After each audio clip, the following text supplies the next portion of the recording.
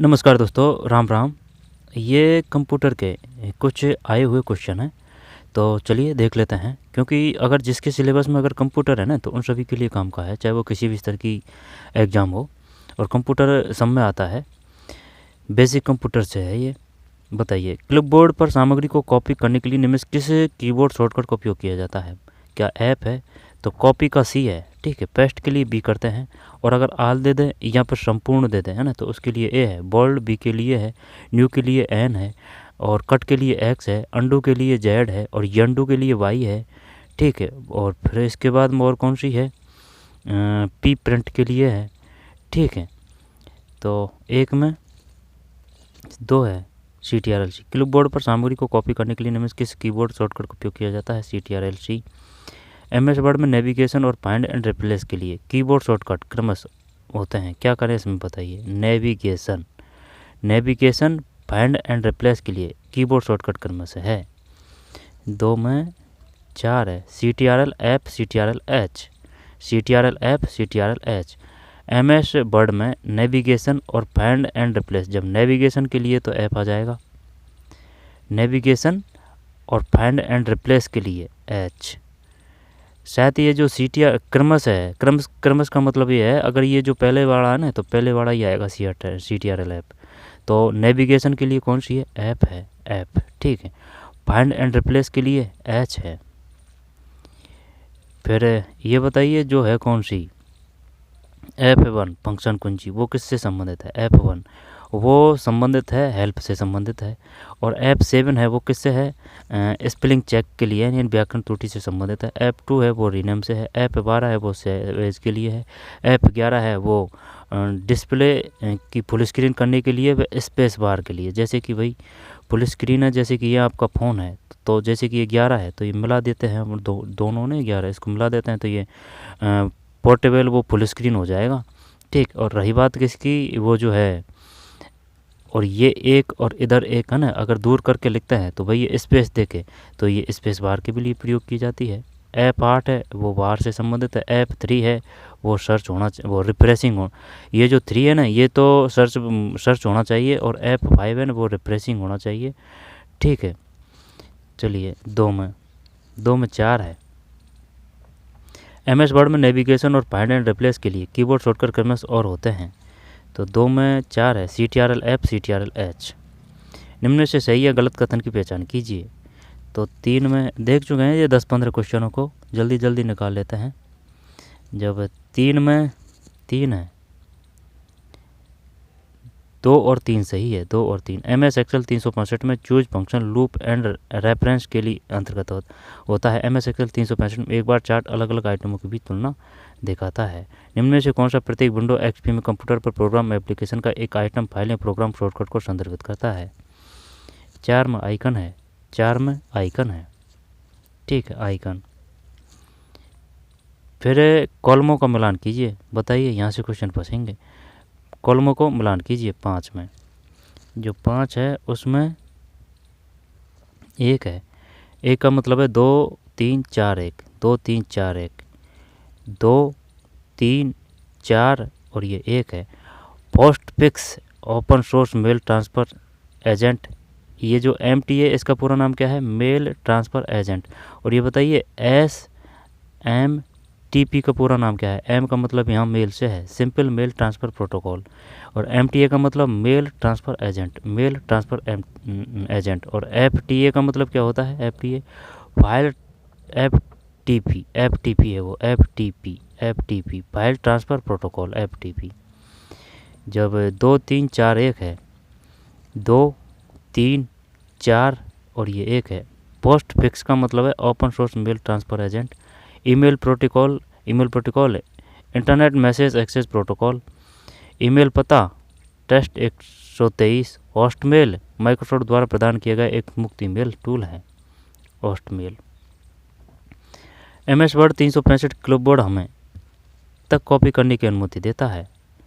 जो 6 है, इसमें चॉइस है, चॉइस आइटमों। MS वर्ड 365 क्लिपबोर्ड हमें चॉइस आइटमों तक कॉपी करने की अनुमति देता है। CPU का पूरा नाम क्या है? Central processing unit. रैम का पूरा नाम क्या है? Random access memory. रोम का पूरा नाम क्या है? Read only memory.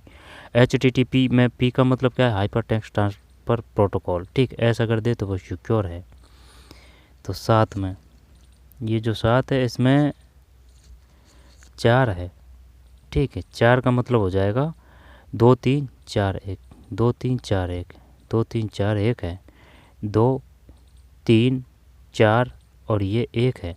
CPU का मतलब है सेंट्रल प्रोसेसिंग यूनिट। ठीक है, PROM का मतलब है, ये तो रीड ओनली मेमोरी हो जाएगी, ये प्रोग्रामेबल है। जैसे को एक बार और दिया था उसने EPROM यानी कि इरेजेबल प्रोग्रामेबल है ना, erasable programmable read only memory. PROM programmable read only memory है ना, P से प्रोग्रामेबल। फिर DROM, तो DROM का है डायनेमिक। ठीक है, ROM रैंडम, RO दे रखा है, ये कुछ गलत कर दिया क्या अपन ने? ये जो 7 है, 7 में 4 है, 4 का मतलब है 2 3 4 1, 2 3 4 1, 2 3 4, हाँ सही तो है 1, ये ए ही है। DR ये इसकी गलती है, ये हिंदी वाले क्या ना, जैसे कि डी सही है, आर सही है, लेकिन ये जो ओ है ना, ये इसने गलत दे रखा है इसमें ओ, क्योंकि ये जो इंग्लिश सही माना जाता है DRAM। ठीक है, तो रैंडम एक्सेस मेमोरी हो जाएगा, सही है। ये वो इसने गलत दे रखा है। PCB का मतलब है प्रिंटेड सर्किट बोर्ड। PROM का मतलब है प्रोग्रामेबल रीड ओनली मेमोरी। दोबारा से देखते हैं, CPU central processing unit, PROM programmable read only memory, DROM dynamic random access memory, PCB printed circuit board. ठीक है, CPU का मतलब है सेंट्रल प्रोसेसिंग यूनिट, PROM का मतलब programmable read only memory, DROM का मतलब डायनेमिक्स रैंडम एक्सेस मेमोरी। दोबारा देखते हैं, CPU central processing unit, PROM programmable read only memory, P से प्रोग्रामेबल, D से डायनेमिक है, डायनेमिक, P से क्या है? Printed circuit board. पूछेगा वो, एक क्वेश्चन देगा, जैसे यहाँ 4 दिया है वो एक देगा। PCB की फुल फॉर्म बताइए क्या है PCB। 8, तो जो 8 है इसमें 4 है, 4 का मतलब है 2 3 4 1 है, 2 3 4 1 है, 2 3 4 1 है, 2 3 4 और ये 1 है। पेज ब्रेक, इसका मतलब है ना, ये से है। पेज ब्रेक का मतलब है लेआउट टैब, स्क्रिप्ट और सुपर स्क्रिप्ट होम टैब है, पेज बॉर्डर्स डिजाइन वेब है, what in analysis data tab है, what if analysis data tab है। रह जाएगा ध्यान, पेज ब्रेक किसे कहते हैं? लेआउट टैब, सबस्क्रिप्ट और सुपर स्क्रिप्ट ये है home tab, page borders design web, white and analysis data tab है। निम्नलिखित में कौन सा प्रोग्राम XML फाइलों और फोल्डरों का प्रबंधन करने में मदद करता है? क्या करें इसमें? 9 में 1 है, केवल 1, विंडोज़ फाइल एक्सप्लोरर। ठीक, प्रबंधन करने में विंडोज़ 10 की कीबोर्ड शॉर्टकट विवरण डिस्क्रिप्शन, सही है। 10 में 2 है, 2 3 4 1 मिलाते हैं, 2 3 4 1। बताइए, ALT एंटर का मतलब है चयनित आइटम की विशेषताएं प्रदर्शित करें। ALT एंटर, चयनित आइटम की विशेषताएं प्रदर्शित करें। ALT स्पेस बार, सक्रिय विंडो के लिए शॉर्टकट मेनू खोलें, स्पेस बार। ठीक है, शॉर्टकट मेनू खोलें। INS चयनित आइटम को पेस्ट करें। टैब, खुले ऐप्स के बीच स्विच करें, खुले ऐप्स के बीच। अच्छा, फिर 11 है, इसमें 3 है, यानी कि ये है वर्चुअल प्राइवेट नेटवर्क। आपके IP पते को VPN होस्ट द्वारा चलाए जा रहे विशेष रूप से कॉन्फ़िगर किए गए रिमोट सर्वर के माध्यम से नेटवर्क को निर्देशित करके आपकी IP पते एड्रेस को छुपा लेता है। फिर 12 में हो जाएगा 1, यानी कि ये है सही, तीनों सही है। पढ़ लेते हैं। टास्क बार क्या होता है? डेस्कटॉप के निचले भाग में पतली नीली पट्टी होती है। इसमें विंडोज़ X पे डेस्कटॉप पर स्टार्ट मेन्यू और क्विक लॉन्च बार होता है। नोटिफिकेशन ये टास्क बार का एक हिस्सा है जो सूचनाओं स्टेट के लिए एक अस्थायी सोर्स प्रदान करता है। Microsoft Windows XP control panel का उपयोग सिस्टम स्तर की सुविधाओं को कॉन्फ़िगर करने और संबंधित टास्क पूरा करने के लिए किया जाता है। दोबारा से देखते हैं। टास्क बार डेस्कटॉप के निचले भाग में पतली नीली पट्टी होती है। इसमें विंडोज़ एक्सपी डेस्कटॉप पर स्टार्ट मेन्यू और क्विक लॉन्च बार होता है। Task bar notification area task bar का एक हिस्सा है जो सूचनाओं और स्टेटस का। दोबारा से देखते हैं। टास्क बार किसे कहते हैं? डेस्कटॉप के निचले भाग में पतली नीली पट्टी होती है। इसमें विंडोज़ में एक्सपी डेस्कटॉप पर स्टार्ट मेन्यू और क्विक लॉन्च बार होता है। नोटिफिकेशन ये टास्क बार का एक हिस्सा है जो सूचना और स्टेटस के लिए एक अस्थायी सोर्स प्रदान करता है। नोटिफिकेशन से क्वेश्चन आया था, नोटिफिकेशन का इंग्लिश में क्या कहते हैं? इन नोटिफिकेशन को अधिसूचना। माइक्रोसॉफ्ट विंडो एक्सपी में कंट्रोल पैनल का उपयोग सिस्टम स्तर की सुविधाओं को कॉन्फ़िगर करने और संबंधित टास्क पूरा करने के लिए किया जाता है। MS एक्सेल 365 में वर्कशीट के नामकरण के लिए निम्न कौन से विकल्प सही हैं? आंसर देख लेते हैं। ठीक है, 4 है इसमें, यानी कि ये 1 है, 1 का मतलब 4 है। सही है। वर्कशीट को ABCD 1001 नाम दिया जा सकता है। ठीक है, 15, 20, 15, 18 तक इनको देख चुके हैं अपन। नीचे दिए गए सही कथन गलत कथनों की पहचान कीजिए। ये जो 14 है इसमें 4 है। सही सही सही। एक assembler low level assembly code में लिखे निर्देशों को मशीनी कोड में बदलने वाला प्रोग्रामर है असेंबलर। एक असेंबलर असेंबली कोड को लाइन दर लाइन मशीन कोड में बदलता है। ठीक है, 4 है इसमें। ठीक है, दोबारा देखते हैं 14 में आंसर कौन सा था? 4 है, यानी कि ये है। सही सही सही, तीनों सही है। पढ़ लेते हैं। ये बताइए, जो एक साथ जो उच्च स्तरीय भाषा है उसको अनुवाद कर देता है, कौन कर देता है? कंपाइलर है या असेंबलर है? एक assembler low level assembly code में लिखे निर्देशों को मशीनी कोड में बदलने वाला प्रोग्राम है। एक असेंबलर असेंबली कोड को लाइन दर लाइन मशीन कोड में बदलता है। विभिन्न प्रकार के असेंबलरों में एक पास असेंबलर और लो एंड गो असेंबलर शामिल है। एक assembler low level assembly code में लिखे निर्देशों को मशीनी कोड में बदलने वाला प्रोग्राम है। एक असेंबलर असेंबली कोड को लाइन दर लाइन मशीन कोड में बदलता है। विभिन्न प्रकार के असेंबलरों में एक पास असेंबलर और लो एंड गो असेंबलर शामिल है।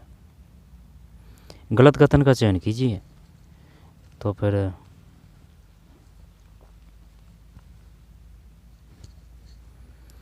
15 में 3 है, ये गलत है इसमें। MS वर्ड 365 में थीसॉरस विशेषताओं का उपयोग करके हम पर्यायवाची और विलोम शब्द ढूंढ सकते हैं। MS वर्ड 365 में थीसॉरस ये काम आता है भाई। थीसॉरस पर्यायवाची और विलोम शब्द ढूंढ सकते हैं। MS वर्ड 365 में दस्तावेज में वर्तनी और व्याकरण की जांच शुरू करने के लिए, ये तो पहले भी जानते हैं अपन, F फंक्शन कुंजी है ना, वो वर्तनी व व्याकरण त्रुटि से F1 है ना, वो हेल्प से संबंधित। F2 है ना, वो रिनेम से संबंधित है। ठीक, तो 3 गलत है इसमें। अपने MS वर्ड 365 में दस्तावेज वर्तनी और व्याकरण है ना, तो ये F7 हो चुका है। MS वर्ड 365 में रिव्यू टैब का आकलन, रिव्यू टैब का, और ये इस प्रकार से आइकन है ABC+। एक स्पेलिंग एंड ग्रामर आइकन है। नीचे दिए गए सही गलत कथनों की पहचान कीजिए। 16, जो 16 में 2 है, तो 2 का मतलब इसमें ये है भाई। सही सही सही।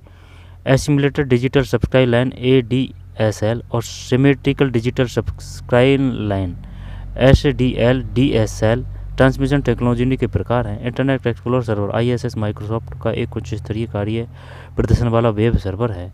वेब सर्वर एक कंप्यूटर है जहां वेब सामग्री संग्रहित होती है। वेब सर्वर जहां वेब सामग्री संग्रहित होती है। 16 में 2 है। ठीक है, वेब सर्वर तो आ रही है बात समझ में। एक कंप्यूटर है जहां वेब सामग्री संग्रहित होती है। INS इंफॉर्मेशन सर्वर ISS क्या है? माइक्रोसॉफ्ट का एक उच्च कार्य प्रदर्शन वाला वेब सर्वर है। अच्छा, अगर उसने ये पूछ लिया कि इंटरनेट इंफॉर्मेशन सर्वर क्या है, ISS क्या है? माइक्रोसॉफ्ट का है। माइक्रोसॉफ्ट के काफ़ी हैं, पिंग है, एज है, 365 है। ठीक, और ये अब ये सर्वर आ चुका है। ठीक है, काफ़ी जो है वो माइक्रोसॉफ्ट की है। ठीक है, ADSL और symmetrical digital supply line SDL ने DSL ट्रांसमिशन टेक्नोलॉजी के प्रकार हैं। MS एक्सेल 365 में CSV फॉर्मेट में फाइल को सेव करने के लिए निम्न किस विकल्प का उपयोग किया जाता है? बताइए कि सेव तो सेव कर दें क्या? 1 मिनट। CSV फॉर्मेट में, ये CSV फॉर्मेट कौन सा होता है? फाइल को सेव करने के लिए निम्न किस विकल्प का उपयोग किया जाता है? 17 में 2 है, सेव एज का। सेव एज, अगर जैसे कि आप प्रथम बार अगर चीज़ को फ़ोन में अगर सेव कर रहे हैं ना, तो वो सेव आएगा, सिर्फ सेव। और अगर दोबारा आप उसी चीज़ को अगर फ़ोन में सेव कर रहे हैं ना तो उसके लिए सेव आ जाता है। सेव एज के लिए फंक्शन कुंजी बार का प्रयोग किया जाता है।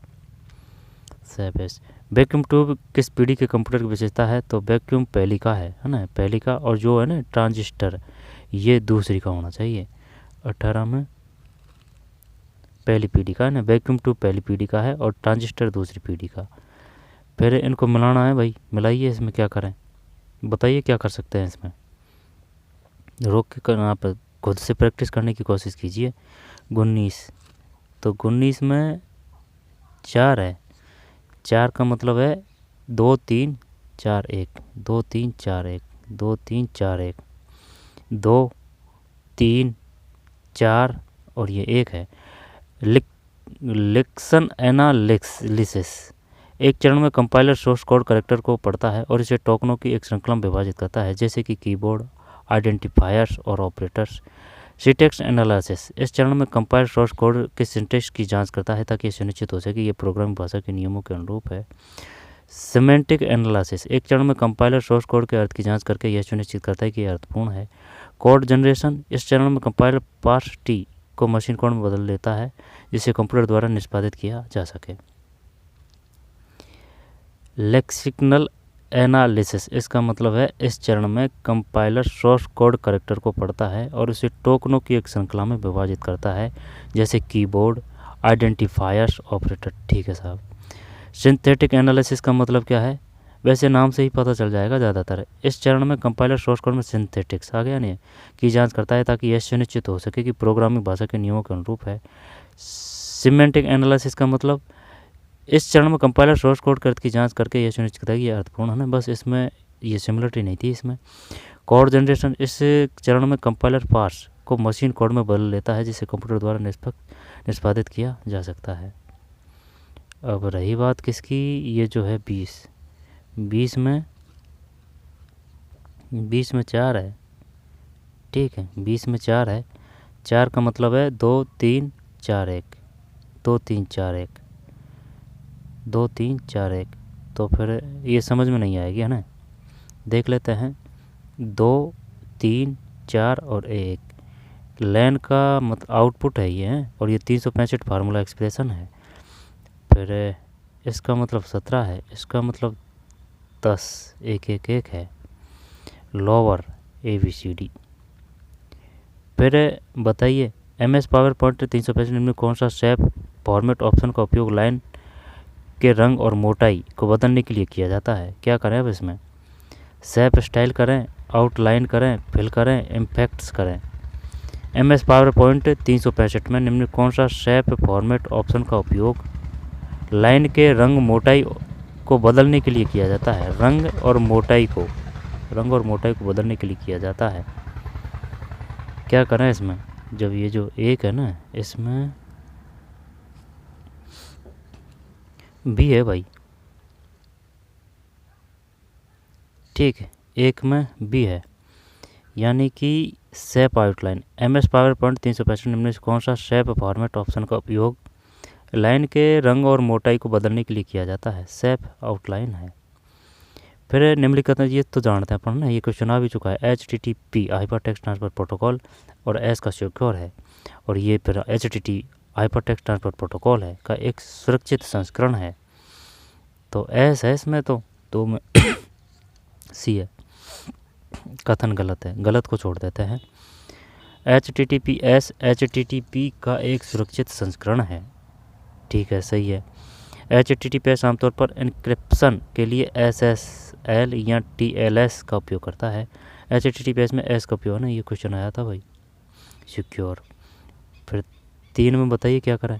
निम्न में MS Excel है ना, जैसे कि है ना, जैसे कि क्वेश्चन पढ़ रहा हूँ तभी है ना वीडियो को आप पॉज कर दिया करो, यानी कि रोक दिया करो। उससे कोई मतलब नहीं है कि 1 घंटा लग रही है या फिर 2 घंटा लग रही है ना। खुद से अगर प्रैक्टिस करेंगे तो खुद को ही ज़्यादा याद रहेंगे। तो उसको रोक दें, पॉज कर दें उस क्वेश्चन को, वीडियो को, और जब खुद से इसको देने की ट्राई करें। ट्राई करने के बाद में चाहे आपका सही जाए या गलत जाए कोई दिक्कत नहीं है। इसके बाद में जब वो आंसर बताता हूँ ना, उससे उसको साथ के साथ याद करने की कोशिश करें, ये सबसे बेस्ट तरीका है। 3 में भी है। 365 एक्शन का आउटपुट क्या होगा? लेफ्ट, एटीट्यूड टेस्ट 8, एटीट्यूड है, एटीट्यूड। फिर ये इंग्लिश में ही है क्या, 4। Which of the following option is setting window 10 OS can be used configures app और start when we log in. तो फिर जो 4 है इसका मतलब हो जाएगा सी, स्टार्टअप। फिर ईमेल क्लाइंट सर्वर के मध्य ईमेल भेजने प्राप्त करने के लिए निम्न कौन सा सर्वाधिक सामान्य प्रोटोकॉल है। SMT को तो मेल से संबंधित है ना, तो ये सिंपल मेल ट्रांसफ़र प्रोटोकॉल हो जाएगा। HTTP पढ़ चुके हैं ना, TCP का ARP का पता नहीं है। ईमेल क्लाइंट और सर्वर के मध्य ईमेल भेजने और प्राप्त करने के लिए निम्न कौन सा सर्वाधिक सामान्य, तो ये तो SMTP होना चाहिए 5 में, SMTP सही है। विंडोज 10 OS में प्रोग्राम को अनइंस्टॉल करने या बदलने के लिए कंट्रोल पैनल के घटक कंप्रेशन का उपयोग किया जाता है। 6 ए है प्रोग्राम एंड फीचर्स, ये है भाई, इसमें और नहीं आएगा कोई भी, program and features. Email compose करते समय इनमें कौन सा घटक अनिवार्य होता है। तो जैसे कि ये @ है ना ईमेल, इसके आगे होता है डोमेन नेम, इसके बाद जो पहले हो ये इस जगह होता है ना वो यूज़र नेम होता है, ये डोमेन नेम होता है। CC को बोलते हैं कार्बन कॉपी, BCC को बोलते हैं ब्लाइंड कार्बन कॉपी, ठीक है। 2 में वो भेजा जाता है जिसको अपन पता लिख रहे हैं ना, वो 2 में लिखा जाएगा। 4 वो अपना का स्वयं का पता आता है 4 में, ठीक है। और जो ईमेल है उसमें जैसे कि आप अंडरवुड लगा सकते हैं कितने ही, ये जो योजक चिन्ह है जैसे कि ये A और B है ना, इस प्रकार से कि आप कितने भी बेर दे सकते हैं।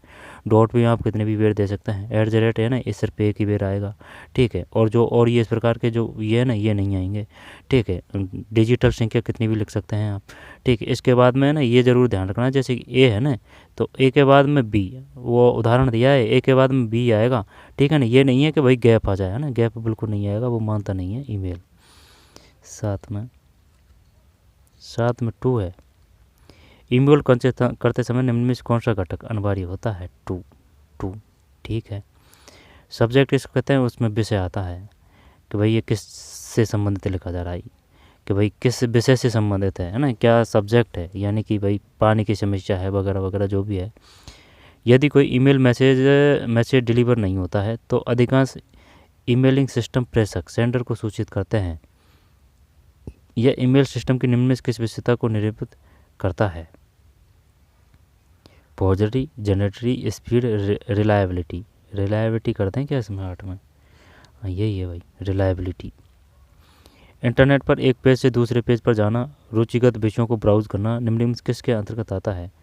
इंटरनेट पर एक पेज से दूसरे पेज पर जाना, रुचिगत विषयों को ब्राउज करना निम्नलिखित में से किसके अंतर्गत जाता है।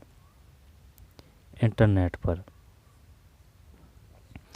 दूसरे पेज पर जाना और रुचिगत विषयों को ब्राउज करना, तो ये तो वो हो जाएगा। डाउनलोडिंग तो वो डाउनलोड करते हैं जो है, अपलोडिंग जो अपलोड करते हैं वो है।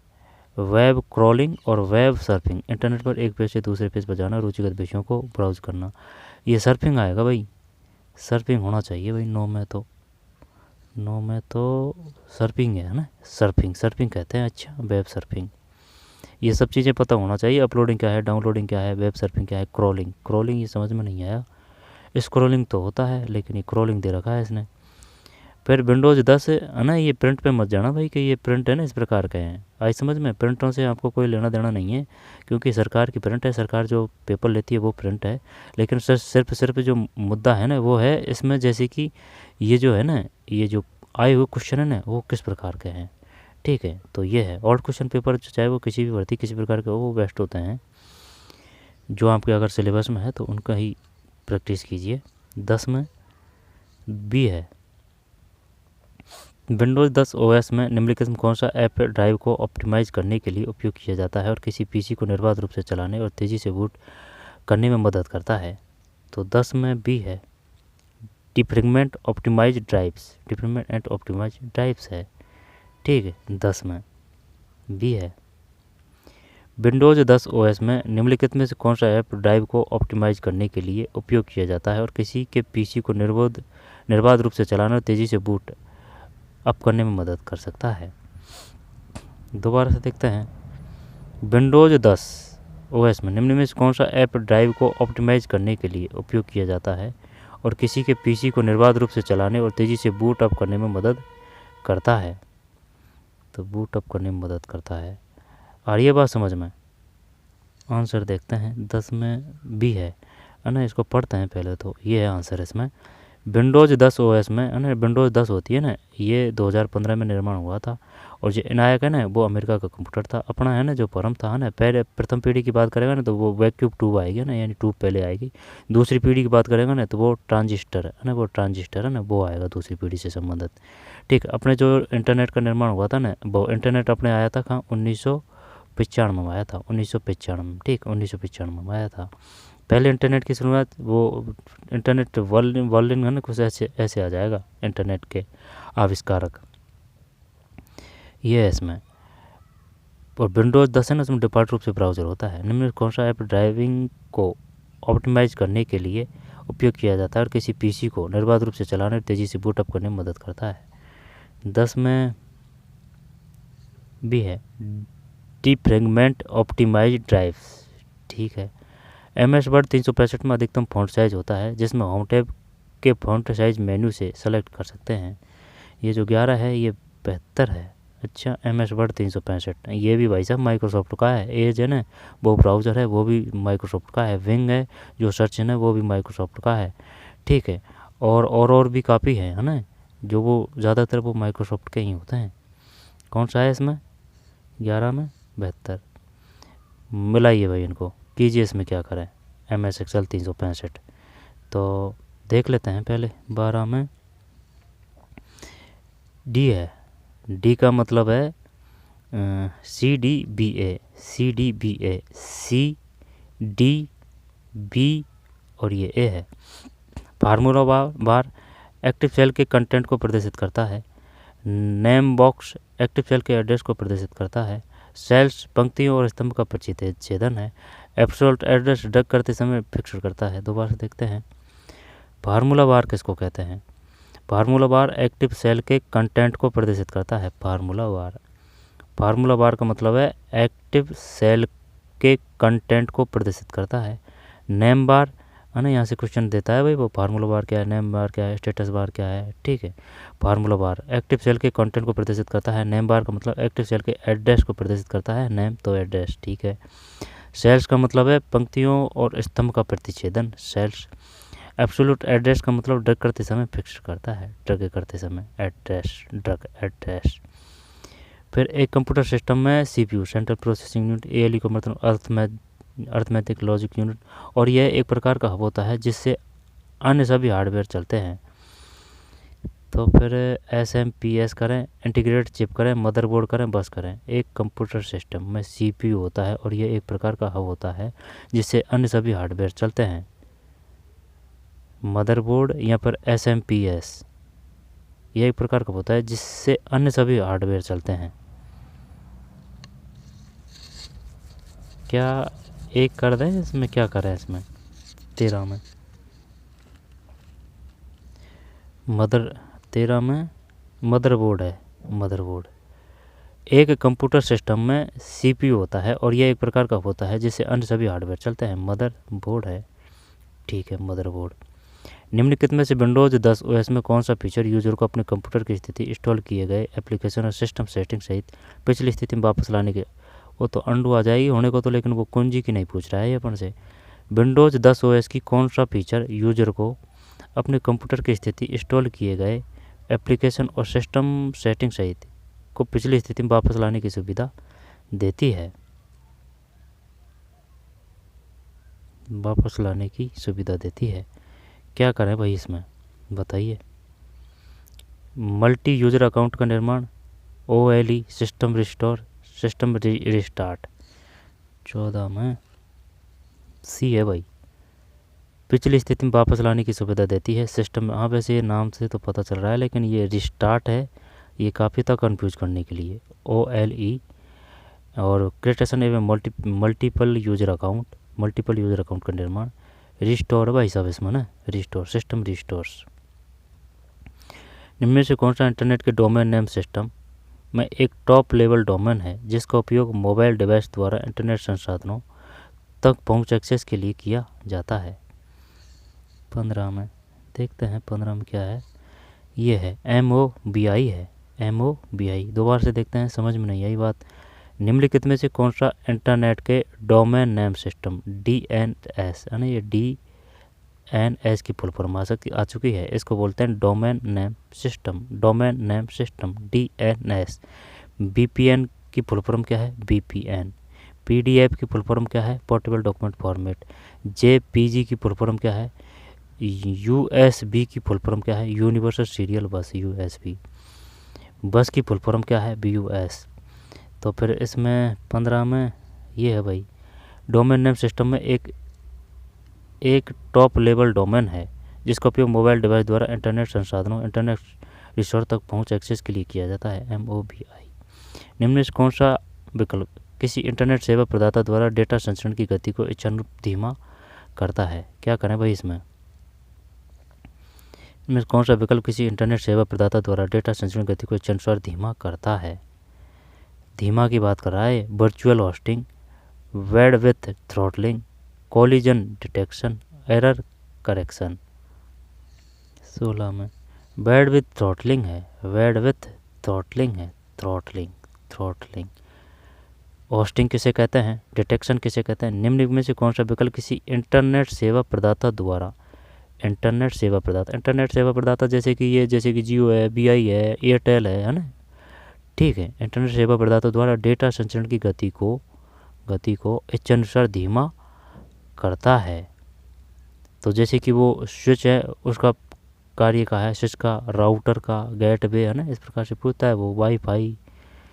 तो फिर बैंडविड्थ थ्रॉटलिंग। दोबारा से देखते हैं कौन सा विकल्प किसी इंटरनेट सेवा द्वारा प्रदाता द्वारा डेटा संचरण गति को इच्छानुसार यानी कि ज़्यादा और कम, बैंडविड्थ थ्रॉटलिंग। और वो IPv4 होता है और एक IPv6 होता है, IPv6 है ना, ये वो स्पीड से संबंधित है नेटवर्क की। एक ईमेल एड्रेस में यूजर और डोमेन नेम को करेक्ट द्वारा पृथक किया जाता है, ये तो इसके द्वारा किया जाता है ना, इसमें कोई दिक्कत नहीं है। @ तो इसके आगे तो डोमेन नेम, इसके आगे इस जगह पे यूजर नेम। 17 में B है। फिर निम्नलिखित में कौन सी किसी वेब ब्राउज़र में एक प्राइवेट विंडो है जो कि एक ऐसा स्थान होता है जहां हम डिवाइस पर रक्षित की जा रही हिस्ट्री के रिकॉर्ड के बिना वेब ब्राउज कर सकते हैं, हिस्ट्री के बिना वेब ब्राउज कर सकते हैं। Public mode, session mode, secret mode, incognito mode. कौन सी किसी वेब ब्राउज़र में एक प्राइवेट विंडो है जो कि एक ऐसा स्थान होता है जहां हम डिवाइस पर रक्षित की जा रही हिस्ट्री के रिकॉर्ड के बिना वेब ब्राउज कर सकते हैं, यानी कि हिस्ट्री के ही बिना। तो सेशन मोड कर दें क्या तो इसमें 18 में नहीं, ये है इग्नोटिक मोड है, इग्नोटिको मोड है भाई, सेशन मोड नहीं है, सीक्रेट मोड नहीं है ना, इग्नोटिको मोड। जैसे कि अगर आप कोई भी ब्राउज़र पर इस साइट पे गए, इस साइट पे गए तो वो हिस्ट्री में आ जाता है इस प्रकार से। अब ये पूछ रहा है कि वो हिस्ट्री नहीं है, डायरेक्ट आप उस पर जा सकते हैं, तो वो ये है इग्नोटिक मोड। MS वर्ड 365 में किसी डॉक्यूमेंट में कर्सर को एक पैराग्राफ नीचे ले जाने के लिए निम्नलिखित में से कौन सा कीबोर्ड शॉर्टकट होता है? 19 में D है, CTRL प्लस डाउन एरो का तो मतलब होता है इस प्रकार से पीछे की ओर, और अप का मतलब होता है इस प्रकार आगे की ओर, ठीक है। तो ये है इसमें किसी डॉक्यूमेंट में कर्सर को एक पैराग्राफ नीचे ले जाने के लिए निम्नलिखित में से कौन सा कीबोर्ड शॉर्टकट होता है? डाउन एरो है, डाउन। निम्न में से कौन सा विकल्प MS पावरपॉइंट 365 स्लाइड के संबंध में मोशन पथ का सबसे अच्छा वर्णन करता है? मोशन पथ पता नहीं भाई, मोशन पथ ये है इसमें, ठीक। स्लाइड पर आइटम ले जाने की एक निधि, MS पावरपॉइंट 300 स्लाइड के संबंध में मोशन पथ, ठीक। स्लाइड पर आइटम ले जाने की विधि है एक। निम्न में से कौन सी एरर त्रुटि तब आती है जब MS एक्सेल, एक MS एक्सेल होता है, एक MS एक्सेस होता है, 365 किसी फार्मूला में टेक्स्ट को नहीं पहचानता है। 21 में ये नहीं पहचानता है, बाकी सब पहचानते हैं, NI या ना, ये वैल्यू नल @ त्रुटि तब आती है जब MS Excel 365 की फार्मूला टेक्स्ट को नहीं पहचानता है। नेम, ठीक है, नेम है। MS PowerPoint में यदि स्लाइड को टेम्पलेट के रूप में रक्षित सेव की जाना है जिसमें पूर्व अनुमोदित मैक्रोज शामिल है तो निम्न में से किस फाइल फॉर्मेट का उपयोग किया जाना चाहिए, बताइए क्या करें अब इसमें। MP4 तो देख वीडियो से होता है ना, इसमें तो कोई लेना देना है नहीं है इसका, ठीक है। ये MP4 तो वीडियो से होता है, MP जो 3 है ना वो ऑडियो से संबंधित होता है। और ये जो गिफ है ना, गिफ ये इमेज से संबंधित होता है। जैसे कि जो आपकी फ़ोटो है इसको अपन इमेज बोलते हैं। अब इमेज को ही JPG फॉर्मेट भी होता है एक, और ये GIF ही है ना, ग्राफिकल इंटरफेस, GIF। यदि एक स्लाइड को टेम्पलेट के रूप में रक्षित सेव किया जाता है, टेम्पलेट मान लेते हैं ये है, जिसमें पूर्व अनुमोदित मैक्रोज शामिल है तो निम्न में से किस पावर पॉइंट का उपयोग किया जाना चाहिए। यहाँ तो A है और यहाँ पर B है 22 में, है ना। यहाँ तो A है, यहाँ C, यहाँ तो सही है। ये POTM है, POTM। पहले मैकेनिकल कंप्यूटर का विकास किसने किया था? डेनिस रिची, एलन ट्यूरिंग और लैरी पेज। क्या ट्यूरिंग कर दें क्या? 23 में नहीं भाई, चार्ल्स बेबेज है। पहले मैकेनिकल कंप्यूटर का विकास किसने शुरू किया? बेबेज, ठीक है, बेबेज है। फिर निम्नलिखित में कौन सा एक माइक्रो ब्लॉगिंग साइट है? तो फिर क्या है इसमें? फ्लिपकार्ट है माइक्रो ब्लॉगिंग, बायोज, ट्विटर, अमेजन। माइक्रो ब्लॉगिंग की बात कर रहा है तो ये अमेजन नहीं, फ्लिपकार्ट हटा देते हैं, ये तो ट्विटर आएगी ना। यहाँ पर है वायजू, ये तो वो है ऑनलाइन से संबंधित है। हाँ, ये ट्विटर आना चाहिए भाई। माइक्रो ब्लॉगिंग तो वही है फिर चॉइस में, हाँ ट्विटर ही है, ठीक, ट्विटर। फ्लिपकार्ट, अमेजन और वायजू ये तो ऑनलाइन है ना। गूगल क्रोम में कीबोर्ड शॉर्टकट पी का मतलब प्रिंट कर देंगे, फिर कोई दिक्कत नहीं है। B का वो पेस्ट कर देंगे। करंट पेज को प्रिंट करने के लिए ऑप्शन खोलना, करंट पेज को रीलोड करना, कैशेस कंटेंट को इग्नोर करते हुए करंट पेज को रीलोड करना, करंट पेज को सेव करने के लिए P से P का प्रिंट है बस 25 में, सही है। करंट पेज को प्रिंट करने के लिए ऑप्शन खोलना, ये है इसमें। MS Excel 365 में सेल ग्रुप के निम्नलिखित में से किस ऑप्शन का उपयोग सेल की ऊंचाई और चौड़ाई को बदलने के लिए किया जाता है? तो ऊंचाई की बात आ रही है भाई, ऊंचाई और चौड़ाई को बदलने की बात आ रही है तो फिर डिलीट तो आएगा ही क्यों, ये तो सब जानते हैं। अब फिर या तो आप एडजस्ट कर लीजिए, एडजस्ट में ही आएगा तो फिर तो वो, या फिर फॉर्मेट, ऊंचाई और चौड़ाई को एडजस्ट आना चाहिए भाई इसमें 26 में। अगर नाम के साथ नहीं, फॉर्मेट है भाई, फॉर्मेट। डिलीट क्या है, इंसर्ट क्या है, एडजस्ट क्या है। इंसर्ट यानी कि कुछ स्थापित करते हैं ना, वो इंसर्ट है, ठीक। जैसे कि फ़ोटो में कुछ नाम वगैरह लिख दिया है ना, तो वो तो 26 में B है, फॉर्मेट। निम्न में से कौन सा लिनक्स कर्नेल का एक प्रकार नहीं है? इनमें से कौन सा लिनक्स कर्नेल का एक प्रकार नहीं है? क्या करें भाई इसमें से? निम्न में से कौन सा लिनक्स कर्नेल का एक प्रकार नहीं है? हाइब्रिड, मोनोलिथिक, मिनी, एक्सो। कौन सा लिनक्स कर्नेल का एक प्रकार नहीं है? अब आता तो नहीं है लेकिन करते हैं कोशिश, है ना। लिनक्स कर्नेल, तो लिनक्स कर्नेल का एक प्रकार नहीं है। हाइब्रिड, मोनोलिथिक, मिनी, एक्सो। ये हाइब्रिड कुछ अलग सा लग रहा है 27 में, नहीं भाई C है, C का मतलब मिनी है इसमें। कौन सा लिनक्स कर्नेल का एक प्रकार नहीं है, जबकि सब हैं ये, कर्नेल, हाइब्रिड, मोनोलिथिक, एक्सो। MS वर्ड 365 की निम्न में कौन सी विशेषताओं को यह चयन करने देती है कि किसी सेलेक्ट किए ऑब्जेक्ट के आसपास टेक्स्ट को कैसे समायोजित किया जाए? तो फिर विंड फॉरवर्डिंग तो नहीं आएगा, है ना। सेलेक्ट किए गए ऑब्जेक्ट के आसपास टेक्स्ट को कैसे समायोजित किया जाए? सेंड बैकवर्ड, पोजीशन करें क्या? तो इसमें रैप टेक्स्ट देखते हैं भैया ना, 28 में रैप टेक्स्ट है इसमें, ठीक है। ज़्यादातर हो जाते हैं 25-30% क्वेश्चन, अगर वो उसके हिसाब से आप कर पाए ना तो। जैसे कि टेक्स्ट तो ये टेक्स्ट पकड़ लेते तो फिर कोई दिक्कत ही नहीं थी और इधर उधर देखने की। सेलेक्ट किए गए ऑप्शन के आसपास टेक्स्ट को कैसे समायोजित किया जाता है? रैप टेक्स्ट है 28 में बी है। 13 सेल और 7 कॉलम वाली MS वर्ड टेबल में सेल की अधिकतम संख्या क्या होगी? 13 सेल और 7 कॉलम MS वर्ड की टेबल में सेल की अधिकतम संख्या क्या होगी? क्या करें अब इसमें? तो पता नहीं, 29 में 91 है, 91। अच्छा, MS वर्ड।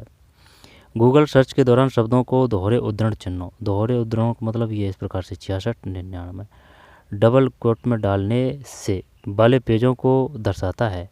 कम से कम एक शब्द, कोई भी शब्द नहीं, शब्दों के एक ही अनुक्रम, शब्दों के एक ही अनुक्रम। 30 में यही है, शब्दों के एक ही अनुक्रम। गूगल सर्च के दौरान शब्दों को दोहरे अनुक्रम चिन्हों डबल कोट में डालने से वाले पेजों को दर्शाता है, शब्दों के एक ही अनुक्रम। MS पावर पॉइंट 365 में निम्नलिखित किस टैब का उपयोग डॉक्यूमेंट या अन्य फाइलों को लिंक करने के लिए किया जाता है?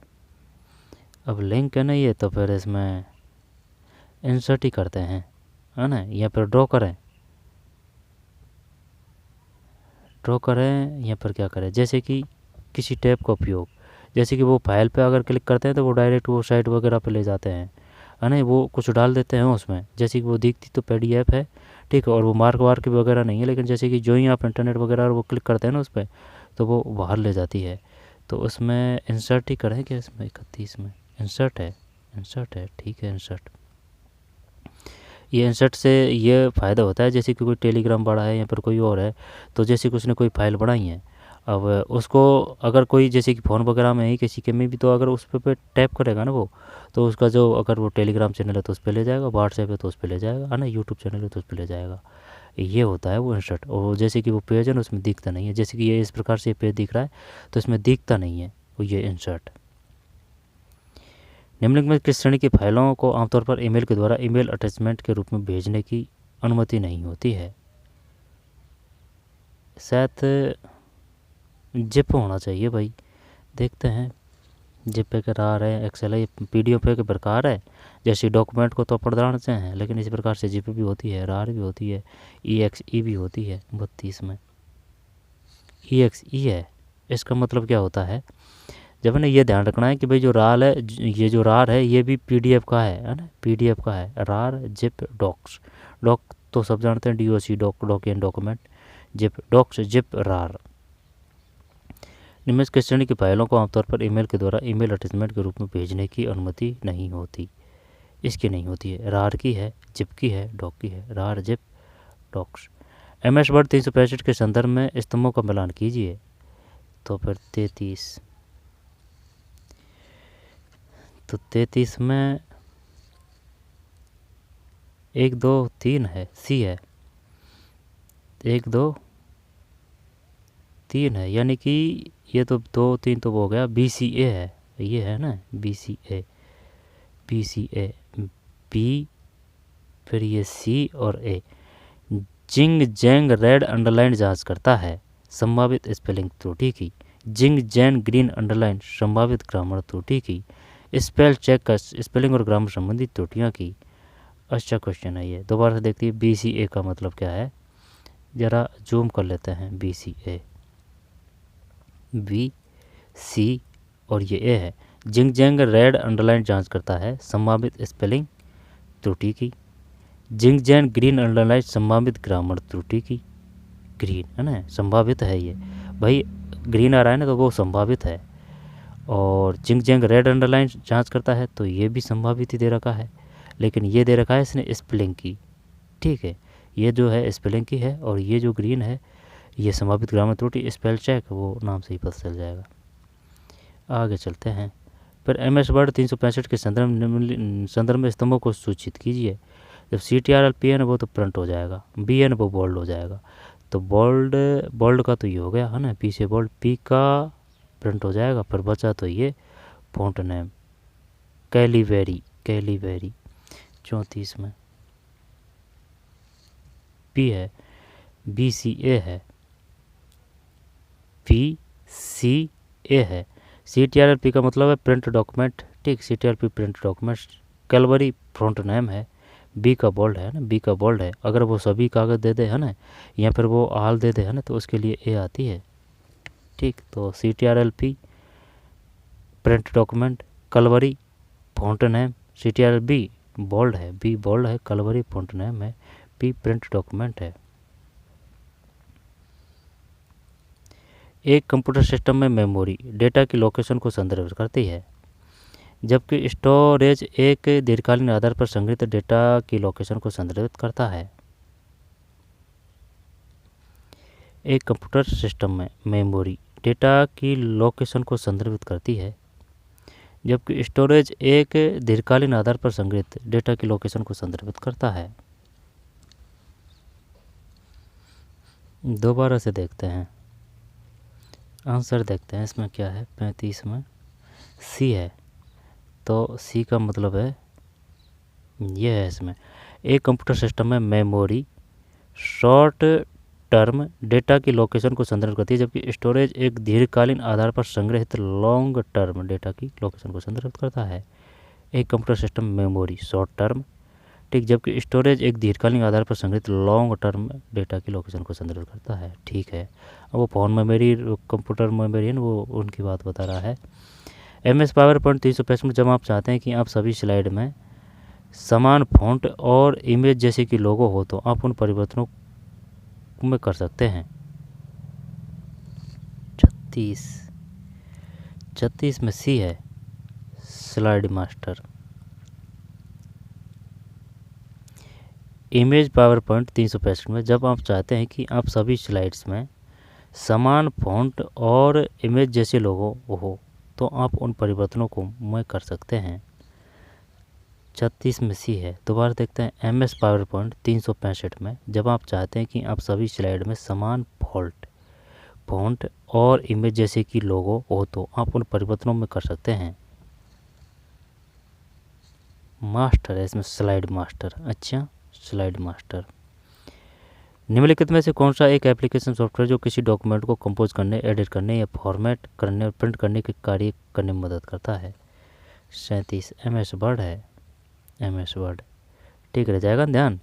एप्लीकेशन सॉफ्टवेयर जो किसी डॉक्यूमेंट कंपोज करने, एडिट करने, फॉर्मेट करने, प्रिंट करने, है ना, कंपोज है इसमें, ये जो MS वर्ड है इसमें, MS वर्ड। MS पेंट का काम क्या है?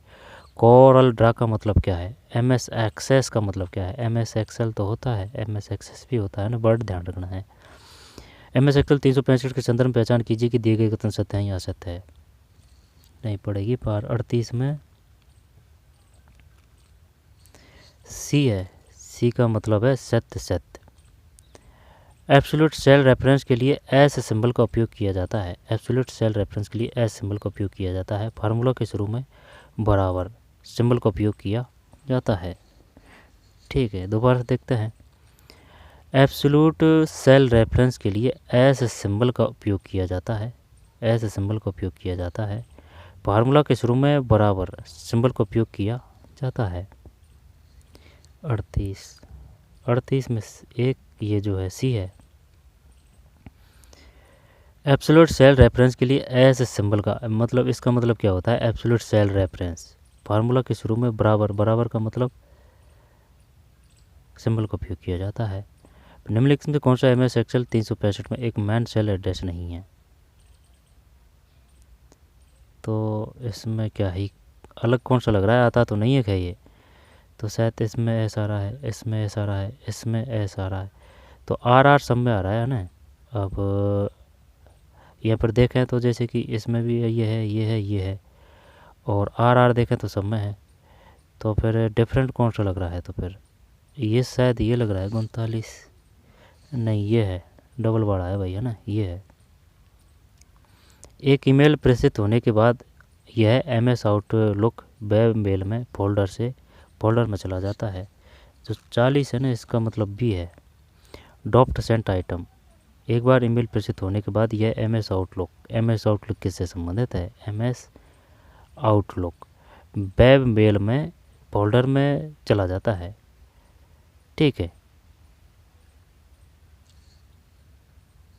ड्राफ्ट सेंट आइटम, वो तो नाम से ही पता चल रहा है, चलने को तो ना। MS आउटलुक फोल्डर में चला जाता है, ड्राफ्ट सेंट आइटम है।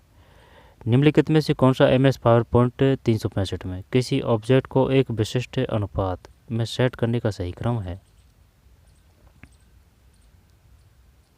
सेट करने का सही अनुक्रम है जब 41 का मतलब हो जाएगा ए है 1 3 2 4 है। दोबारा से देखते हैं 1 3 2 4 1 3 2 4 है ना।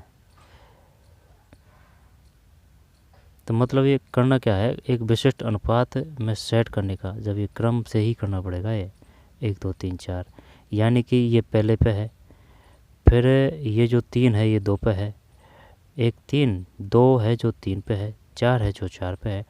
ऑब्जेक्ट पर राइट क्लिक करें, फिर शॉर्टकट मेनू में from object type format object type पर क्लिक करें। डायलॉग बॉक्स में साइज टैब पर क्लिक करें। स्केल के अंतर्गत उस मूल ऊंचाई या चौड़ाई का प्रतिशत दर्ज करें जिसमें आप ऑब्जेक्ट का साइज बदलना चाहते हैं। ये था भाई MS वर्ड 365 में डॉक्यूमेंट में निम्नलिखित में कौन सा सी लिखित या प्रिंट किए गए रिटन और प्रिंटेड टेक्स्ट की एक लाइन की शुरुआत में खाली जगह होती है जो लाइन की शुरुआत में स्पेस या टैब के बजाय उपयोग करने के लिए अनुशंसित है? Gutter spacing alignment. 42 इंडेंट है। इंडेंट किसे कहते हैं? अलाइनमेंट किसे कहते हैं? स्पेसिंग गटर है ना, इंडेंट है। फिर MS पावर पॉइंट 365 में एक नई स्लाइड ऐड करने के लिए हमें स्लाइड ग्रुप में टैब से एक नई स्लाइड का चयन करना होगा। 43 में ए है, होम है, होम रिव्यू व्यू एनिमेशन। फिर निम्न में से कौन सी एक वैध ईमेल आईडी है बताइए? तो इसमें ना वैध की बात है, ये तो गलत आ जाएगा, तो फाइनल प्रश्नवाचक चिन्ह आएगा नहीं, फिर @ जो आएंगे नहीं, ठीक है। तो फिर डॉट ये @ दिया नहीं इसने, तो फिर ये कर देते हैं 44 में ये सही है। फाइनल एग्ज़ाम @ ठीक, ज़रूरी नहीं है कि वो डिजिटल अंक आए, है ना, तो @gmail.com। ठीक है, गैप नहीं आता है कभी भी बीच में ना, ये ध्यान रखना है। ये अंडरवुड है ना, ये आ जाता है, स्पेस बार है ना, ये जो योजक चिन्ह ये भी आ जाता है, लेकिन गैप नहीं आएगा एक भी अक्षर में। ईमेल एड्रेस में निम्न से किस कैरेक्टर की अनुमति नहीं होती है? तो फिर पता नहीं वही है ना 45 में हाँ वही तो बता रहा था मैं, स्पेस की नहीं होती है। स्पेस मतलब जैसे कि जगह जो छोड़ रहा है, जैसे कि ये जगह छूटी हुई है, ऐसे नहीं, एकदम पास में आते हैं अक्षर।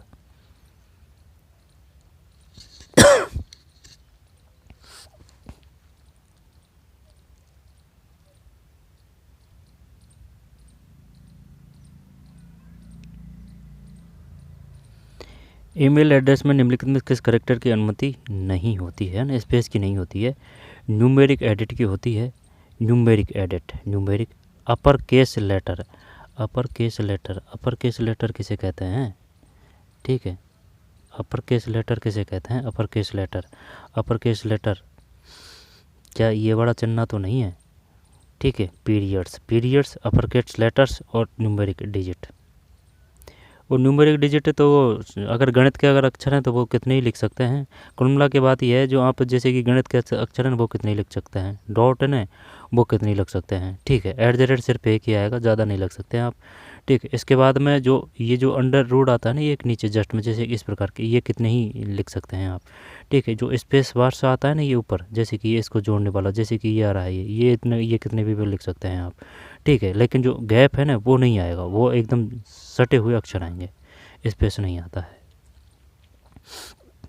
एक कंप्यूटर सिस्टम में प्रोसेसिंग के लिए सभी इनपुट डेटा को के माध्यम से अर्थमेटिक लॉजिक यूनिट में स्थानांतरित किया जाता है। सेकेंडरी लॉजिटिव मेन मेमोरी बायोस किसे कहते हैं? BIOS main memory, random access memory, ROM, RAM, register, cache. 46 में सी है। एक कंप्यूटर सिस्टम में प्रोसेसिंग के लिए सभी इनपुट डेटा को के माध्यम से अर्थमेटिक लॉजिक यूनिट ALU है ना, ALU की फुल फॉर्म है ये, ALU की full form arithmetic logic unit, CPU की फुल फॉर्म है सेंट्रल प्रोसेसिंग यूनिट। ठीक है, तो फिर में स्थानांतरित किया जाता है। एक कंप्यूटर सिस्टम में प्रोसेसिंग के लिए सभी इनपुट डेटा को के माध्यम से अर्थमेटिक लॉजिक यूनिट में स्थानांतरित किया जाता है? 46। 46 में सी है, मैन मेमोरी। मैन मेमोरी है, मैन मेमोरी। निम्नलिखित में कौन सा विकल्प कंप्यूटर सिस्टम में मैनुअल इनपुट डिवाइस की श्रेणी से संबंधित है? मतलब मैनुअल इनपुट डिवाइस की श्रेणी से संबंधित है। वो मालवेयर से भी क्वेश्चन आते हैं, कौन कौन से मालवेयर हैं, कौन कौन से ब्राउज़र है, कौन कौन इनपुट आउटपुट है, ठीक है, इस प्रकार से। और जैसे कि क्या माइक्रोसॉफ्ट स्वामित्व के कौन कौन है, बिंग क्या है, एज क्या है, ठीक है, ब्राउज़र कौन कौन से हैं, सर्च इंजन कौन कौन से हैं, सर्च इंजन। तो निम्न में से कौन सा फंक्शन कुंजी से क्वेश्चन आते हैं? शॉर्टकट कुंजी है, वहाँ से CTR वहाँ से क्वेश्चन आते हैं। ALT से क्वेश्चन आते हैं। विंडोज़ 2016 है, वहाँ से क्वेश्चन आते हैं। विंडोज़ 2019 वहाँ से क्वेश्चन आते हैं। 365। निम्न में से कौन सा विकल्प कंप्यूटर सिस्टम में OS कौन कौन से हैं? ठीक है, निम्न विकल्प computer system manual input device, manual input device की श्रेणी से संबंधित है। OMR की फुल फॉर्म में ऑप्टिकल मार्क रीडर। तो फिर OCR का मतलब क्या है? OCR का मतलब क्या है बताइए? OCR का मतलब ऑप्टिकल, पता नहीं भाई। 47 में कीबोर्ड है, कीबोर्ड इनपुट है। मॉनिटर है ना, आउटपुट है, टटर की आवाज़ आ रही है, वो आउटपुट है। निम्नलिखित में कौन सा विकल्प computer system manual input device की श्रेणी से संबंधित है? 47 में ए है, कीबोर्ड।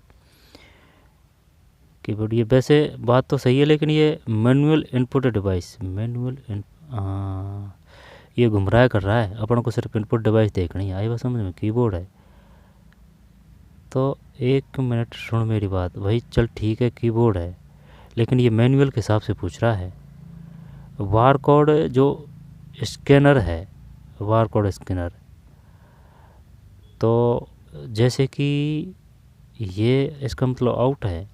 OMR रीडर उसे नहीं, ये होने को तो सब है ना, ये इन्हीं है, स्कैनर है, OMR है, OCR ये इन्हीं है, लेकिन ये मैनुअल के हिसाब से देखना है ना, ये है बात। घुमाया है क्वेश्चन इसने।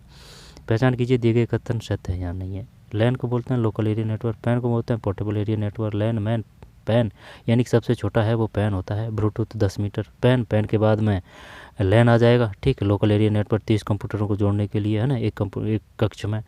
जब पैन लैन फिर मैन आ जाएगा। मल्टीपल एरिया नेटवर्क, एक शहर के जो कंप्यूटर है, यहाँ पर एक शहर, उसमें एक संस्था यहाँ है, वहाँ एक दूसरे छोर में, उनको कनेक्ट करने के लिए लैन का, वो लैन का नहीं, वो मैन का, मल्टीप्लिकेशन एरिया नेटवर्क। और जो वो है फिर वाइड एरिया नेटवर्क, एक संस्था एक देश में है, दूसरी संस्था दूसरे देश में है, उनको कनेक्ट करने के लिए वाइड एरिया नेटवर्क। 48 में लैन, इंटरनेट लैन का एक उदाहरण है।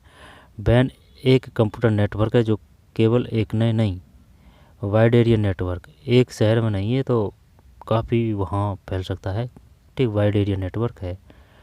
इंटरनेट लैन का एक उदाहरण है। लैन का उदाहरण क्यों है इंटरनेट? इंटरनेट लैन का एक उदाहरण है, लोकल एरिया नेटवर्क। तो ये तो सत्य लग रहा है, और सेकंड तो बिल्कुल असत्य है।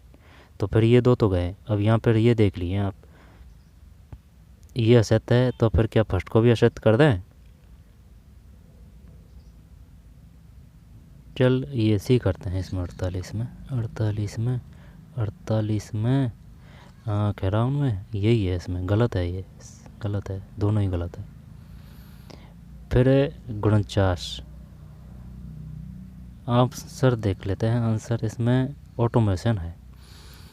टास्क शेड्यूल की मदद से कंप्यूटर का इस्तेमाल किसी विशिष्ट एप्लीकेशन या सॉफ्टवेयर को लॉन्च करने, ईमेल भेजने या वायरस के लिए स्कैन करने जैसे कार्यों को करने के लिए किया जा सकता है। कंप्यूटर की इस प्रकार की विशेषता को क्या कहा जाता है? विशेषता को क्या कहा जाता है?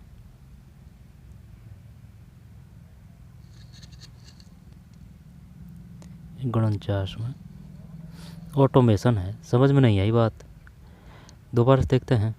टास्क शेड्यूलर की मदद से कंप्यूटर का इस्तेमाल किसी विशिष्ट एप्लीकेशन या सॉफ्टवेयर को लॉन्च करने, ईमेल भेजने या वायरस के लिए स्कैन करने। दोबारा देखते हैं।